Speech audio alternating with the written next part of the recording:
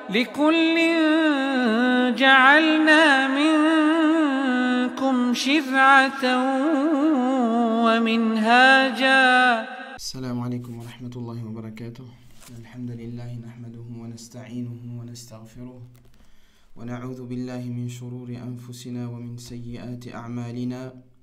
من يهده الله فلا مضل له ومن يضلل فلا هادي له، وأشهد أن لا إله إلا الله وحده لا شريك له، وأشهد أن محمدا عبد الله ورسوله صلوات الله وسلامه عليه وعلى آله وصحابته أجمعين. أما بعد، فإن أصدق الحديث كلام الله، وخير الهدي هدي محمد صلى الله عليه وسلم، وإن شر الأمور محدثاتها، وكل محدثة بدعة، وكل بدعة ضلالة، وكل ضلالة في النار. أجارني الله وإياكم وجميع المسلمين من النار. On se retrouve aujourd'hui, bi'idhnillahi azza wa jal, dans la suite de l'explication de Kitab az-Zuhd, le livre de l'ascétisme de l'imam des gens de la Sunna, Ahmad ibn Hanbal, rahimahullahu azza wa jal. En se rappelant la faveur d'Allah subhanahu wa ta'ala qu'il nous a octroyée pour faire partie des gens qui enseignent la religion ou bien qui l'étudient. Et en cela, il y a une grande guidée, un grand bénéfice et un grand risque, une grande subsistance de la part d'Allah subhanahu wa ta'ala qu'il n'octroie pas à toutes ses créatures. Ainsi, on se rappelle cette faveur, cette baraka, ce tafdil qu'Allah azza wa jal nous a accordé au-dessus des autres créatures. Et on espère être sincère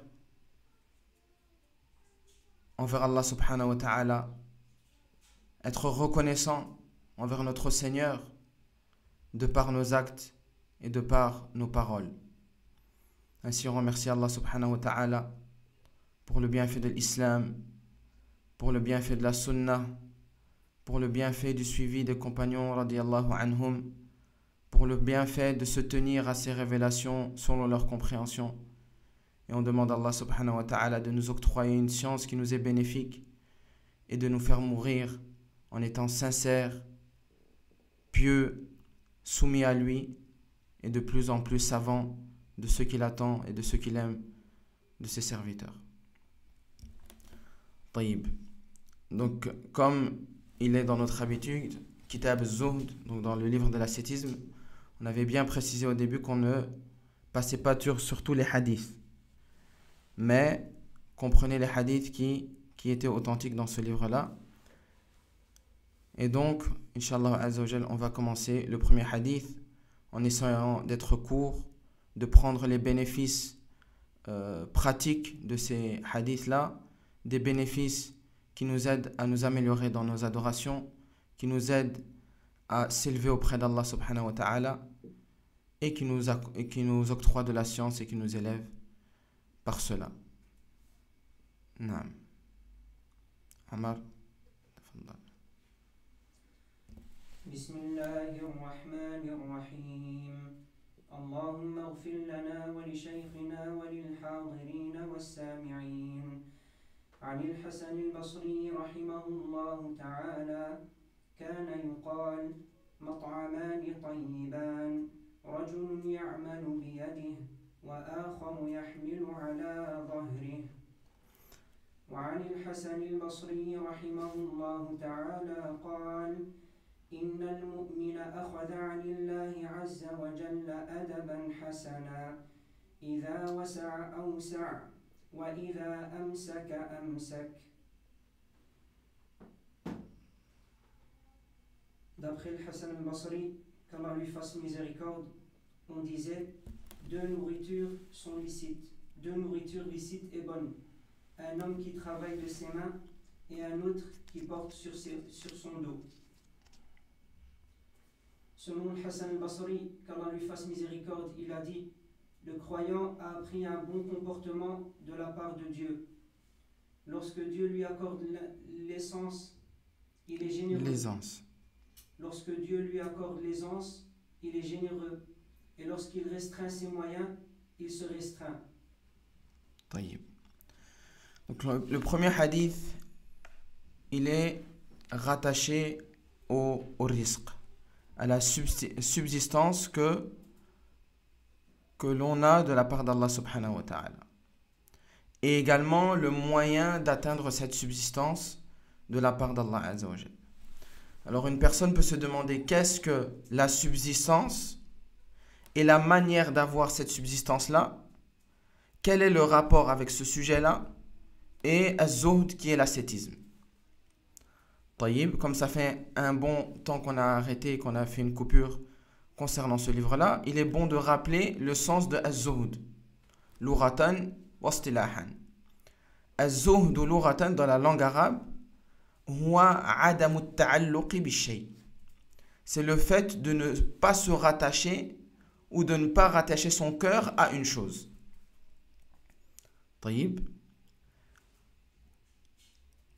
Donc, comment on pourrait comprendre le hadith ici à travers le sens linguistique de az-zuhd? C'est le fait de ne pas rattacher son cœur au asbab du risque. طيب. Donc, la première compréhension qu'on a de ce hadith-là, à travers la compréhension du mot zuhd dans la langue arabe, c'est le fait de ne pas rattacher son cœur au asbab, aux causes qui nous amènent le risque, qui nous amènent notre subsistance.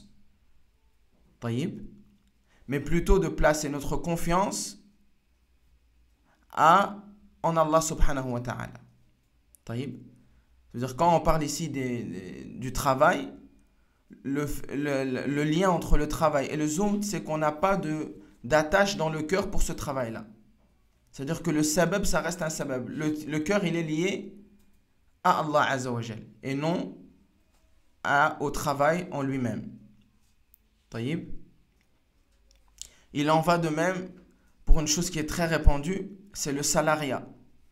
Les gens, ils travaillent pour d'autres personnes. Et donc, ya'tamidun ala rizqihim, ils se reposent sur leur subsistance à ceux qui leur octroient leur paye. Et ils ne reposent plus leur confiance ou leur niya en Allah subhanahu wa ta'ala qui est lui celui à qui on doit faire confiance dans notre risque, dans notre subsistance. Et de ne pas regarder le moyen. Un signe que le cœur il est rattaché au moyen, au salariat ici en question, et non par Allah subhanahu wa ta'ala, c'est que la personne, elle craint la perte de son travail. La personne, elle craint de perdre son travail. Bima'na, si la personne craint, c'est-à-dire que le travail, il est rentré, et son salariat, et son argent, son risque, il est rentré dans son cœur et il n'est plus dans sa main. Tandis que celui qui prend le salariat ou le risque qu'il a, le salaire qu'il a, pour une cause et que c'est qu'Allah subhanahu wa ta'ala qui maintient la cause ou qui la fait disparaître, il n'a pas peur de perdre son travail. Ça, c'est un signe que le travail ou le salariat ou le risque que tu as, tu rattaches ton cœur à celui-là, à cette cause-là, et non à Allah subhanahu wa ta'ala dans cela. Ça, c'était dans la langue arabe. Istilahan, dans la législation, az-zuhd, c'est quoi?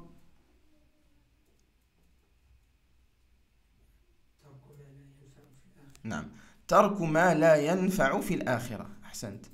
C'est le fait de délaisser ce qui ne nous est pas utile fil akhirah, dans l'au-delà.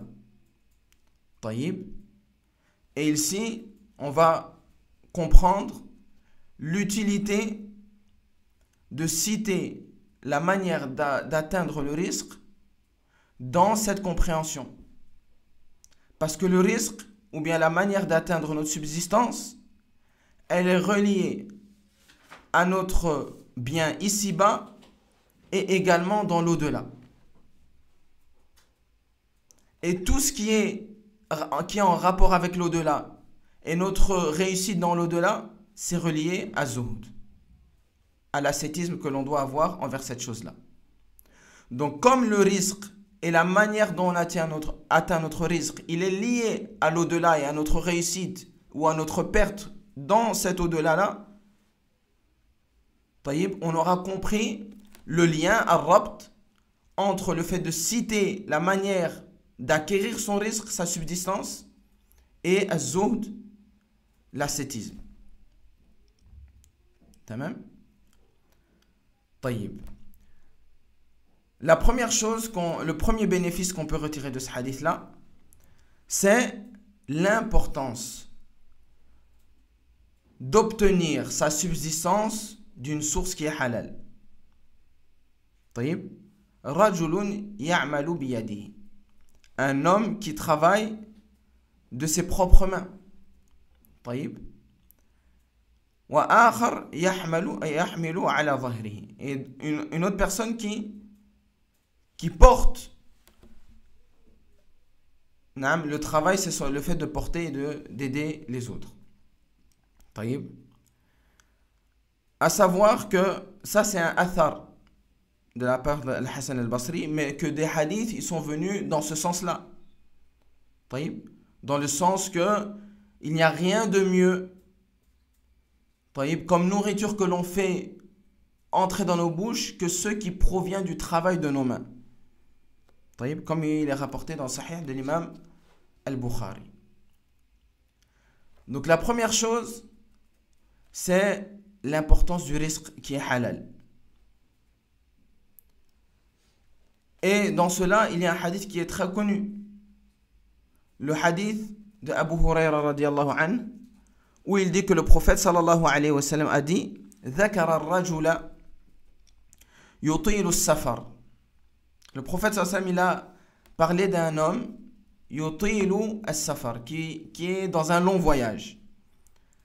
أشعث أغبر, il est tout ébouriffé à cause du voyage.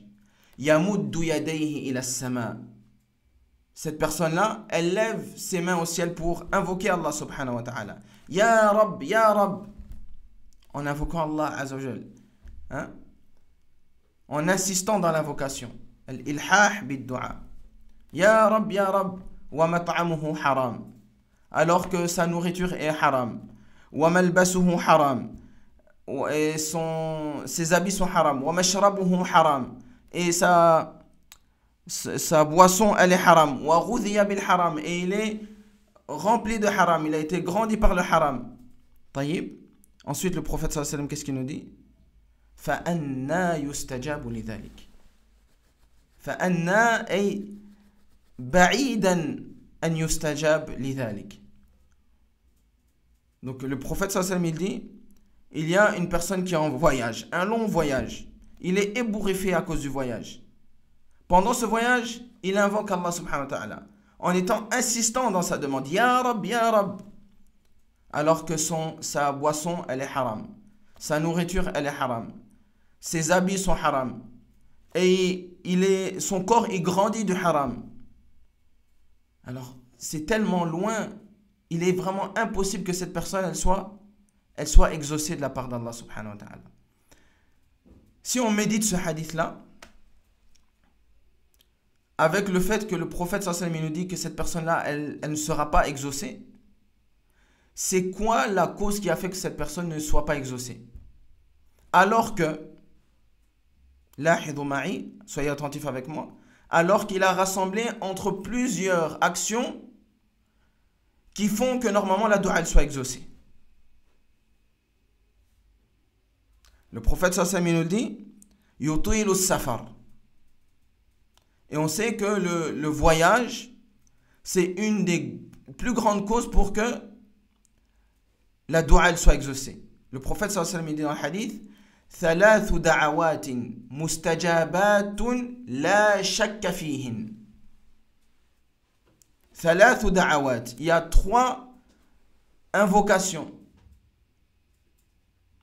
mustajabat qui sont répondues, qui sont exaucées. La shakka fihinna, au sujet duquel il n'y a aucun doute. طيب. Le premier, da'watul mazloum, l'invocation de celui qui a subi une injustice.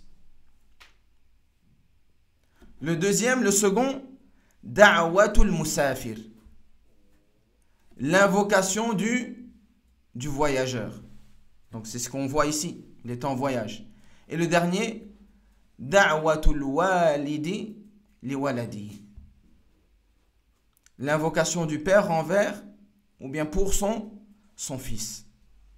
Donc on voit que normalement il est dans un voyage et c'est pas un voyage facile. Et on sait que la récompense et l'exaucement, il est encore plus proche quand la personne elle est en état de détresse. Parce que quand la personne est en état de détresse, en état de souffrance, il est plus à même à être sincère envers Allah subhanahu wa ta'ala dans sa dua. Donc la personne, elle est dans un voyage shaq, difficile. La deuxième chose, yamuddu yadayhi ila sama. Deuxième cause d'exaucement de dua, c'est qu'il lève ses mains au ciel. Et on sait que le prophète sallallahu alayhi wa sallam, dans ce sens-là, il nous a dit Inna Allah yastahi Inna Allah yastahi min abdihi idha rafa'a yadayhi ilay an yaruddahuma sifra. Allah, il a honte lorsque son serviteur il lève ses mains vers lui pour lui demander de les rendre vides. Ça veut dire que c'est encore une cause d'exaucement. Et la troisième cause, c'est al-ilhah fi dua, le fait d'insister dans la dua. Quand on voit, le prophète sallallahu alayhi wa sallam dit, il disait Ya Rab, Ya Rab. Ça veut dire qu'il était intense dans sa dua. Et ça, c'est également une troisième cause d'exaucement. Walakin, qu'est-ce qui a séparé entre toutes ces causes? Normalement, cette personne-là doit être exaucée. Il a rassemblé entre trois des plus grandes causes d'exaucement.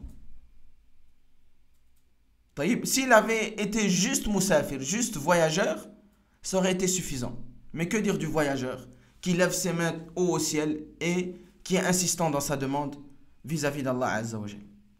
Walakin, qu'est-ce qui a mis un voile, une séparation entre l'exaucement de son invocation?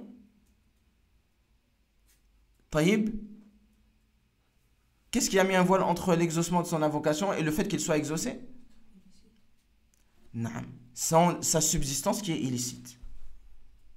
Quand le prophète sallallahu alayhi wa sallam dit mat'amuhu haram, mashrabuhu haram, wa ghudhiya bil haram, tout ça, sa boisson, sa nourriture, ses habits et tout son corps qui grandit jour après jour, il est issu d'un risque, d'un argent, d'une subsistance qui est illicite, qui est haram.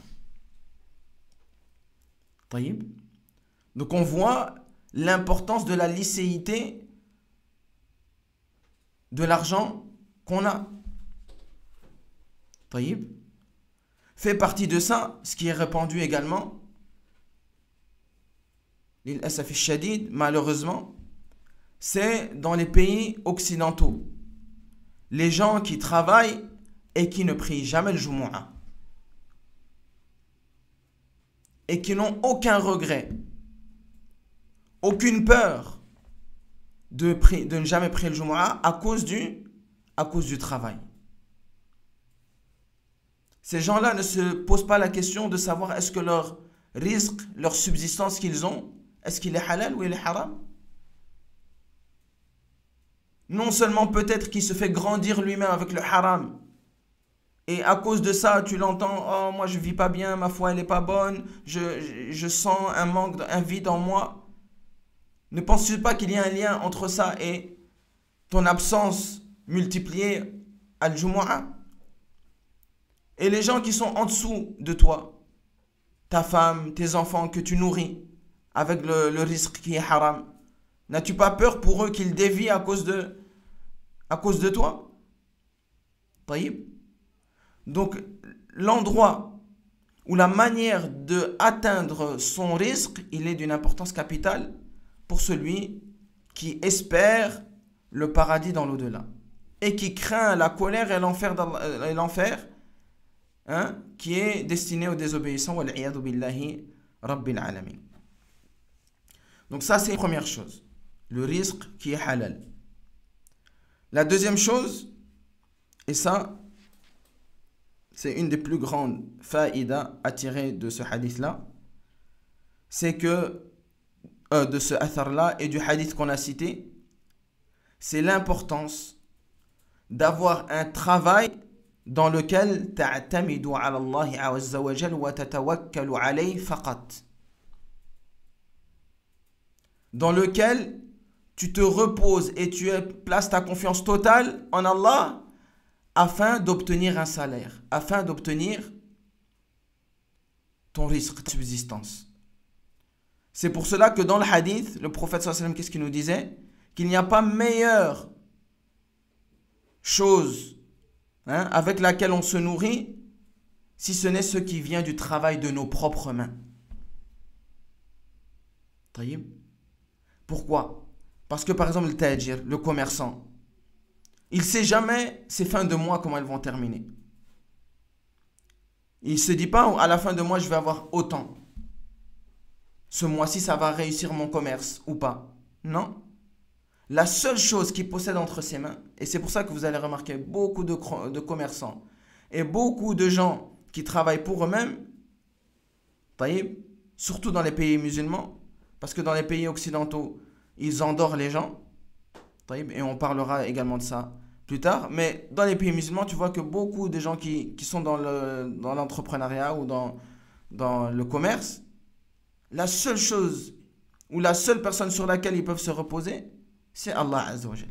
Parce qu'ils ne savent jamais, est-ce que mes fins de mois ils vont être bien, est-ce qu'ils ne vont pas être bien. Tout ça, ça dépend de tawfiqullah Azza wa Jal. Donc, un des meilleurs moyens de gagner sa vie et que l'islam a promu, il a fait la promotion de ça, c'est le fait de travailler pour soi-même. Parce que celui qui travaille pour soi-même, il va placer sa confiance qu'en Allah subhanahu wa ta'ala. Tandis que celui qui travaille pour une autre personne et qu'il sait qu'à la fin du mois, il va toujours gagner une somme, cette somme-là, son tawakkul aussi en Allah Azza wa Jal, il baisse. Et comme on a dit au début du cours, il va parfois même placer sa confiance dans le travail et on le voit parce qu'il a peur de perdre ce travail-là. Ah, si je perds ce travail-là, ça veut dire que son risque, il croit qu'il vient du travail. Taïb. Même si lui, il n'en est pas conscient. Parfois, on n'est pas conscient. Taïb. Et ça, c'est une chose que les non-musulmans, ils ont insufflé et ils ont ancré chez les musulmans qui ont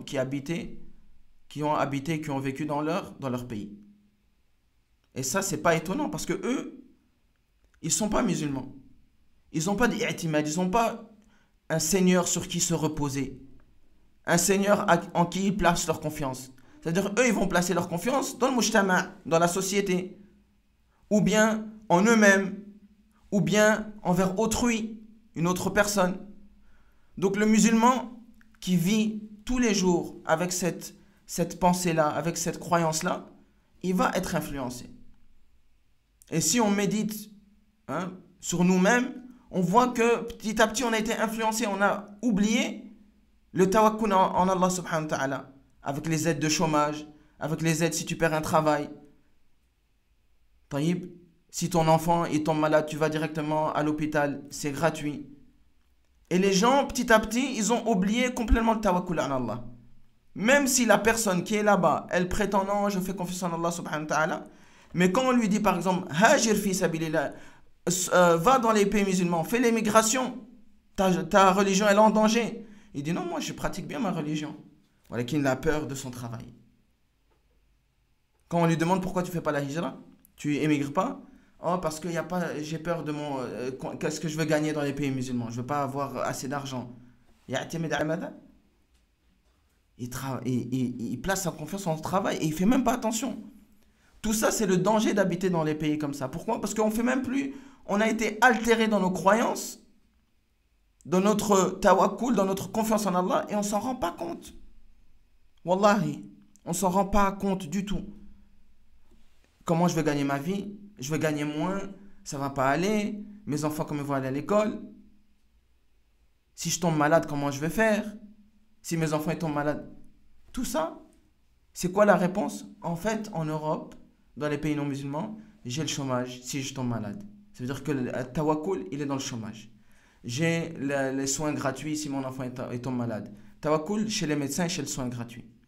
Et il ne se rend pas compte qu'en fait, sous les minhu, at-tawakkul. C'est le fait de rester là-bas, ils ont été la cause pour que le tawakkul, la confiance totale et apaisée en Allah, elle soit tirée de son cœur, sans qu'il s'en rende compte, subhanallah. C'est pour ça qu'on voit, par exemple ici, lorsqu'on est ici au Maroc, on voit des gens du commun, c'est même pas des gens qui ont de la science ou des gens qui connaissent, non, des gens du commun qui connaissent presque pas grand-chose de la religion. Mais quand ils sont malades, la première chose qu'ils pensent, raf'ul yadayn ila Allah. Ils invoquent Allah. Il y en a même que j'ai entendu, des gens du commun, on lui dit va chez le médecin, il sait même plus respirer, il sait même plus monter des marches. Il dit moi je fais les causes que le prophète nous a dit de faire et j'invoque Allah. J'ai pas besoin de ces gens-là. Et ça c'est c'est le bénéfice attiré de vivre entouré de musulmans, entouré de gens qui croient en Allah subhanahu wa ta'ala, en l'unicité d'Allah azza wa jal. Des gens du commun, c'est même pas des gens qui connaissent. Et ils te donnent des leçons de tawakkul, de confiance en Allah subhanahu wa ta'ala. Taïb. Donc ça, le hadith ici, ça nous montre l'importance d'avoir un travail sur lequel tu dépends de personne, si ce n'est tes causes et Allah azza wa jal. Le hadith, il nous rappelle de faire les causes et puis de remettre notre sort à Allah azza wa jal. Taïb. Également, ça nous rappelle de ne pas être dans ce qu'on appelle le contraire du tawakkul, at-tawakkul. At-tawakkul, c'est quoi? C'est prétendre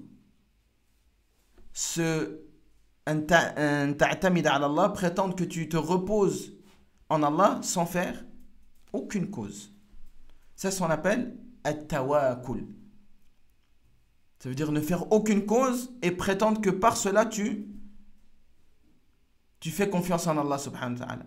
Alors qu'on le voit ici, c'est clairement cité dans le hadith, le meilleur, ou bien dans l'athar et dans le hadith qu'on a cité, le meilleur des amal, le meilleur des travails, c'est ce que tu tires de tes mains. Ça veut dire que tu fais les causes pour atteindre le rizq. Et ensuite, tu places ta confiance en Allah subhanahu wa ta'ala pour voir est-ce que ces causes-là, ils vont te rapporter ton rizq ou pas. Taïb. Et le musulman, normalement, comme le prophète sallallahu alayhi wa sallam il nous dit, dans le hadith, لو توكلتم على الله حق توكله لرزقكم كما يرزق الطير. Si vous faisiez confiance en Allah subhanahu wa ta'ala, la vraie confiance en Allah, Allah vous aurait nourri de la même manière qu'il nourrit qui ça? Hein? L'oiseau. Taïb, qu'est-ce qu'il dit ensuite? Yaghdu khimasan ou taghdu khimasan wa tarji'u ou taruhu bitanan. Taghdu khimasan, il part le ventre vide, wa taruhu bitanan, et il revient le ventre plein. C'est-à-dire qu'il sort le matin, il ne sait pas, hein, c'est ce qu'on dit avec le salariat. Le salariat, ça te fait sortir et savoir ce que tu vas gagner à la fin de ta journée. Taïb. Mais le vrai tawakkul, et la vraie chose qui t'aide à placer ta confiance et à purifier ton cœur vis-à-vis de ta croyance en Allah, ta aqida, c'est de travailler de tes mains. De partir le matin, de te réveiller le matin et de ne pas savoir qu'est-ce que tu vas gagner aujourd'hui. Taïb. Et ça nous montre le vrai tawakkul. La personne, elle est mutma'inna. Elle est apaisée. Pourquoi? Parce que elle sait que le rizq biyadillah. Sa subsistance, elle est entre les mains d'Allah. Et donc, le travail des mains, c'est une cause de zuhd. Et on va le voir, Inch'Allah Azza wa Jal. Je pense qu'on fera que ce hadith-là et on fera l'autre hadith une autre fois. Inch'Allah Azza wa Jal.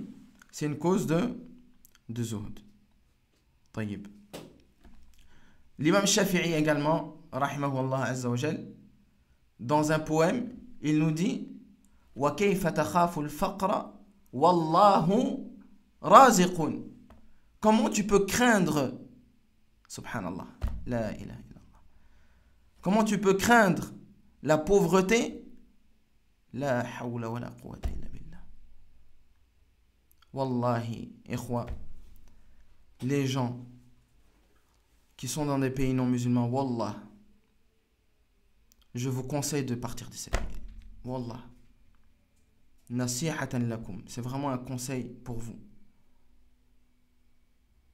Ils altèrent votre croyance et même votre amour envers Allah subhanahu wa ta'ala. Votre proximité envers votre créateur. Et wallah. L'imam al-Shafi'i nous dit وَكَيْفَ تَخَافُ الْفَقْرَ وَاللَّهُ رَازِقٌ. Comment tu peux craindre la pauvreté alors que tu as la croyance ferme que c'est Allah qui donne la subsistance. وَقَدْ رَزَقَ الطَّيْرَ وَالْحُوتِ فِي الْبَحْرِ. Alors qu'Allah, il donne la subsistance à l'oiseau et au poisson dans la mer.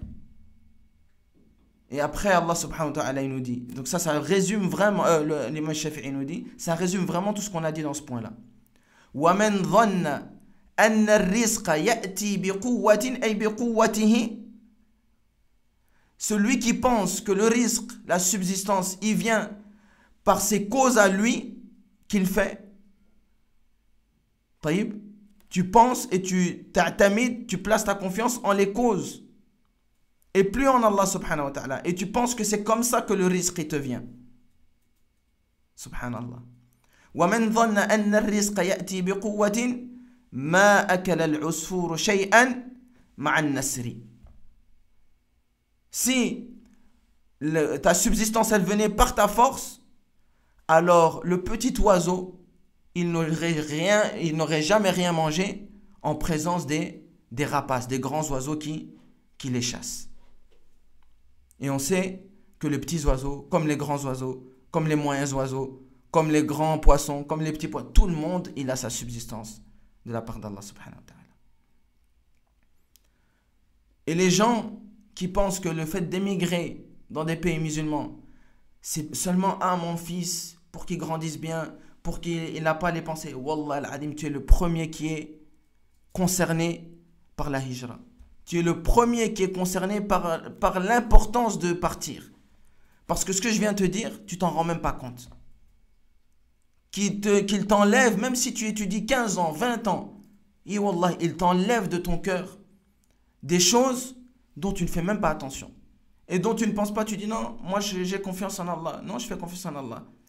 Mais quand tu es malade, directement la première réaction, les médicaments, le médecin.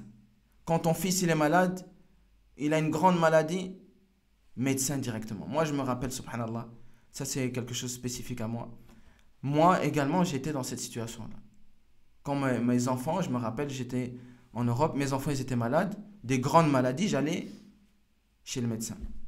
Mais ici, subhanallah, depuis que je suis arrivé au Maroc, mon fils, hafidahullah azza wa jal, il est tombé à un moment d'une maladie, il est tombé très malade. Au point où même on pensait que c'était ses derniers instants. Il était devenu tout mince, il ne savait plus respirer, il était malade. La ilaha illallah. Walakin i'tamadna ala Allah. On a fait les causes pour pour sa guérison à travers al-ruqya. Qui d'entre nous, la première réaction qu'il a quand son fils il est malade, c'est d'aller chez lui, comme le prophète sallallahu alayhi wa sallam il a dit à Uthman radiyallahu anhu, de mettre la main sur l'endroit où il a mal et d'invoquer pour qu'Allah le guérisse, ou bien de réciter le Coran sur lui. Alors qu'Allah azza wa jalla dit wa nunazzilu min al-Qur'an ma huwa shifa, et on fait descendre du Coran ce qui est une guérison des cœurs et une guérison corporelle. طيب. المهم. On va essayer de terminer, Inch'Allah, parce que j'ai entendu l'adhan. Également, ce que ça nous rapporte des bénéfices de ce hadith-là, c'est l'importance pour le musulman de travailler dans sa société, de se mélanger aux gens. طيب. Dans le hadith de Abdullah ibn Umar, le prophète sallallahu alayhi wa sallam nous dit Al-mu'minu alladhi yukhalitu an-nas wa yasbiru ala adahum khayrun aw a'zamu ajran min alladhi la yukhalitu an-nas wa la yasbir ala adahum. Donc le prophète sallallahu alayhi wa sallam nous dit le croyant qui se mélange aux gens et qui patiente sur le mal des gens, il a plus a'zamu ajran. Il a plus de récompenses, beaucoup plus de récompenses que le musulman ou le croyant qui ne se mélange pas aux gens et qui ne patiente pas sur leur mal. Donc on comprend également que le zoud, contrairement à ce que certains gens de Tasawwuf, certains soufis, ils ont compris, c'est pas d'aller dans une cave et d'y rester et de plus se mélanger dans la société. Taïb. Parce que le prophète il nous dit alayhi salatu wassalam, que celui qui a a'zamu ajran, qui a le plus grand degré de récompense, c'est celui qui se mélange aux gens et qui patiente sur le mal. Taïb. Et le dernier point qu'on peut retirer de ce hadith là, et on terminera avec ça, c'est le fait de faire attention. Ah, j'ai oublié quelque chose également. Donc, le prophète, ici dans l'Athar, Al-Hassan al-Basri, il nous dit la meilleure des choses, c'est le rajulun ya'malu biyadihi, une personne qui travaille de ses mains, ça veut dire l'entrepreneuriat. Mais il a une deuxième chose qui nous a incité à faire. Ou rajulun yahmilu ala dhahri. Et ça, c'est quoi? C'est une personne dont son travail, c'est le fait d'aider et de faciliter la vie aux autres. Taïb. D'aider et de faciliter la vie aux autres. Comme c'est le cas, par exemple, du médecin. Taïb. Le cas du juge, qui va juger entre les couples, ou bien qui va devoir réconcilier. Taïb.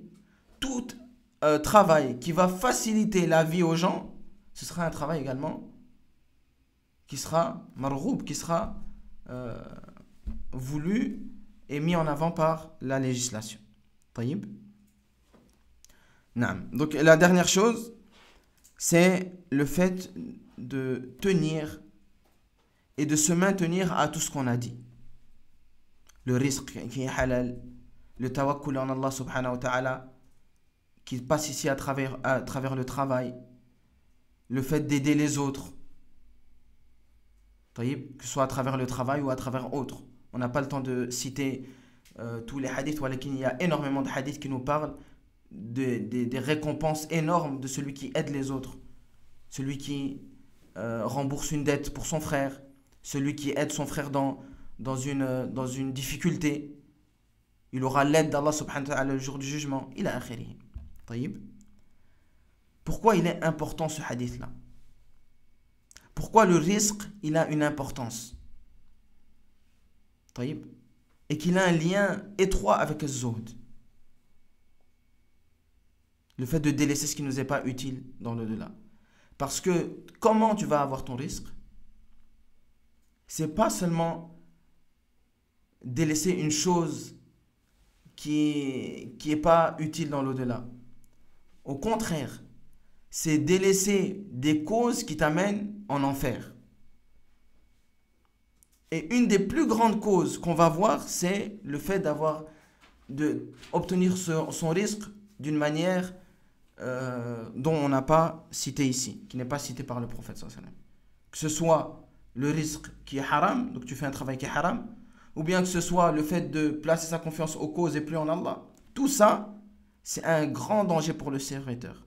Le prophète sallallahu alayhi wa sallam nous dit La tazulu qadama abdin yawm al-qiyamah hatta yus'al an arba'. les pieds du serviteur ne vont pas bouger le jour du jugement. Ça veut dire, une des premières choses sur lesquelles on va interroger le serviteur, ça va être sur 4 choses. Le pied du serviteur, ils ne vont pas bouger le jour du jugement jusqu'à ce qu'il soit interrogé sur combien? Sur 4 choses. Première, an umurihi fima afna. Il va être interrogé sur sa vie, comment il l'a passée. Tahib. Il y a beaucoup de bénéfices sur ça et j'ai envie de tirer les bénéfices sur lesquels on n'a pas le temps. Walakin, ça nous montre l'importance du temps. Qu'est-ce que tu fais de ton temps, ya akhi? Parce que sur ton temps, tu vas être interrogé et c'est la première chose sur laquelle on va t'interroger. Yani, c'est pas la première chose mutlaqan, walakin dans le hadith ici. طيب عن عمره فيما أفنى طيب وعن عن علمه فيما فعل فيه et de sa science, comment il a agi avec cette science-là. L'importance de l'amal, l'importance d'agir avec la science. Et on doit, normalement, celui qui suit la sunna du prophète sallallahu alayhi wa sallam, être une rahma autour de nous, être une miséricorde autour de nous, être un bien autour de nous. Quand on nous voit, on se rappelle Allah. Quand on nous voit, on aime notre rencontre. Quand on nous voit, on aime nos paroles. Taïb. Parce qu'on va être interrogé sur cette science. Taïb. Et la troisième chose, et vous allez remarquer que dans le hadith, on cite seulement une chose. Par action, on cite seulement une question. Walakin, la seule action qu'on cite 2 questions pour elle, c'est son argent. An malihi kayfa iktasabahu wa fima anfaqahu. Et son argent, comment il a acquéri, et là on voit l'importance du hadith ici, comment acquérir l'argent, comment acquérir sa subsistance, wa fima anfaqahu. Et dans quoi il l'a dépensé. Et ça, Inch'Allah Azzawajal, on reviendra la semaine prochaine parce que c'est le prochain hadith qui parle de comment dépenser l'argent. Taïb. Et ici, on voit l'importance de l'argent et comment on se l'octroie. Taïb. Que ce soit à travers un travail qui est halal, que ce soit à travers le fait de placer sa confiance totale et son cœur relié à Allah subhanahu wa ta'ala à travers la subsistance et le salaire. Que ce soit le fait de travailler pour faciliter les autres en ayant la volonté de satisfaire Allah à travers cela. Et le dernier, an jismihi fima abla. Comment il a usé de son corps fi dunya. Est-ce qu'il l'a usé et il l'a fatigué dans l'obéissance à Allah subhanahu wa ta'ala, ou il l'a usé, il l'a fatigué dans al-shahawat, dans les passions, dans l'assouvissement de ses passions et dans les désobéissances. 4 choses sur lesquelles on va être questionné, et la seule chose sur laquelle on va être questionné de 2 manières, c'est l'argent. Et on voit l'importance capitale de comprendre ce qu'on a dit aujourd'hui à travers le tawakkul, la confiance en Allah subhanahu wa ta'ala, et son lien avec le travail, son lien avec le cœur. Pourquoi? Parce que ça va être une chose sur laquelle on va être questionné le jour du jugement. Et le jour du jugement, on va être questionné que sur des actions qui ont une influence sur le cœur. هذا والله أعلم وصلى الله وسلم على نبينا محمد وعلى آله وصحبه وسلم وآخر دعوانا أن الحمد لله رب العالمين وجزاكم الله خيرا.